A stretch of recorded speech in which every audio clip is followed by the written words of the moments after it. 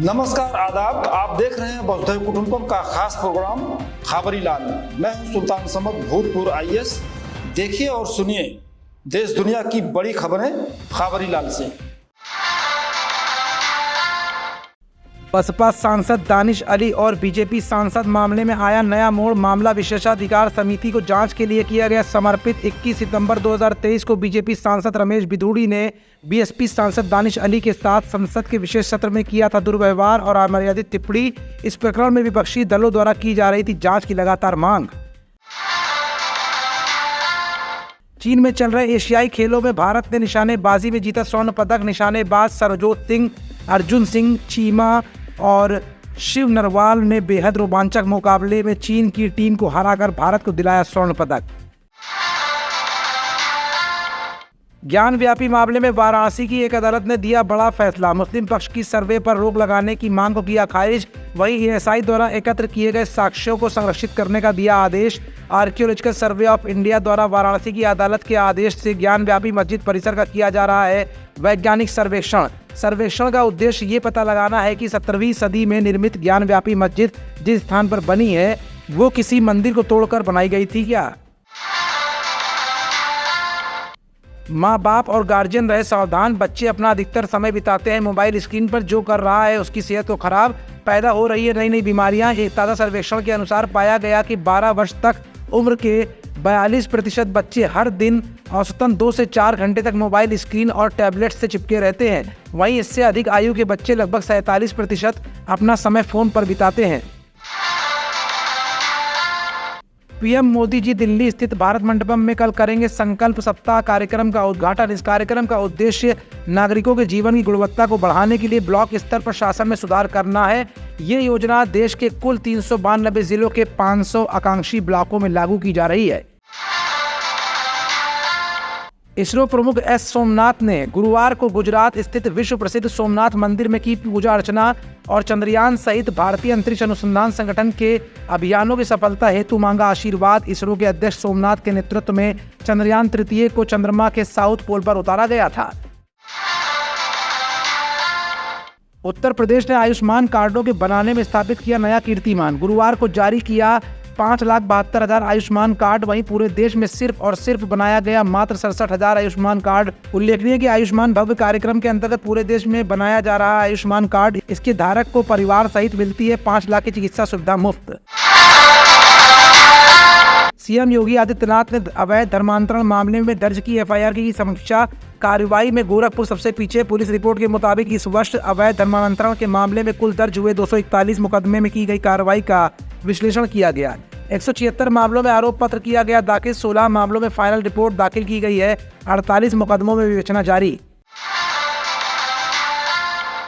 हरित क्रांति के प्रणेता कृषि वैज्ञानिक स्वामीनाथन नहीं रहे। भारत ने एक महान वैज्ञानिक को खो दिया है। स्वामीनाथन ने हरित क्रांति की शुरुआत कर 1960-70 के दशक में भारत को गेहूं और धान की पैदावार में बनाया था आत्मनिर्भर।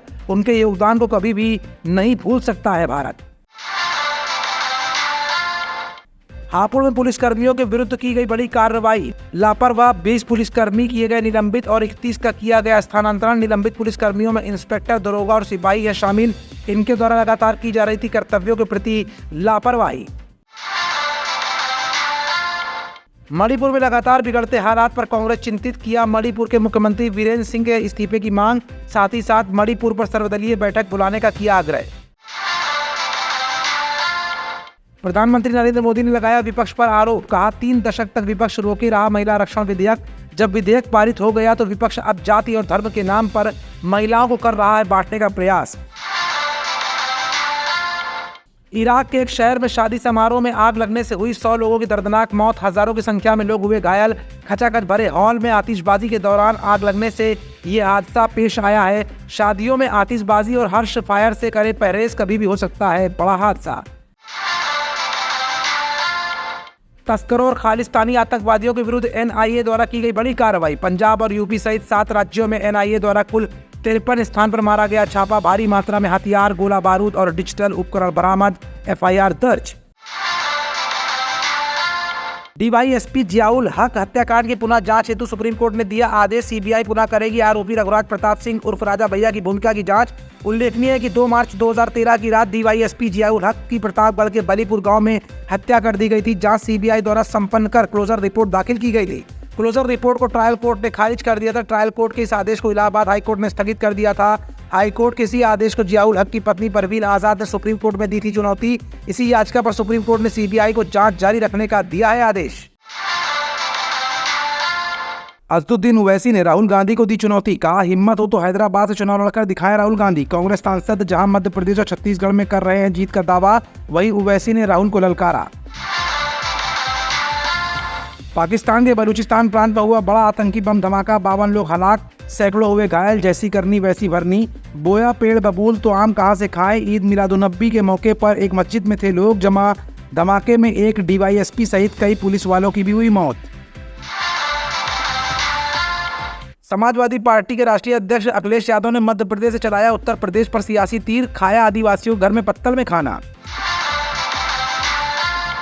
बीजेपी सांसद रमेश बिदूड़ी के खिलाफ खड़े हुए अखिलेश यादव, कहा रमेश बिदूड़ी के चुनाव लड़ने पर लगा दो रोक, मत लड़ने दो इन्हें चुनाव। बसपा सांसद दानिश अली पर बीजेपी सांसद रमेश बिदूड़ी ने की थी अमर्यादित टिप्पणी। 5 राज्यों में होने वाले विधानसभा चुनाव पर बोले समाजवादी पार्टी के सुप्रीमो अखिलेश यादव, कहा इन 5 राज्यों में होने वाले विधानसभा चुनाव बदलेंगे देश की दशा और दिशा। बीजेपी पर किया सीधा हमला, कहा अब नहीं चलेगी तानाशाही। आज के लिए बस इतना ही। कल फिर मुलाकात होगी वसुधैव कुटुंबकम की इस खास पेशकश खबरीलाल में। तब तक के लिए देखते रहिए वसुधैव कुटुंबकम। सुल्तान समद।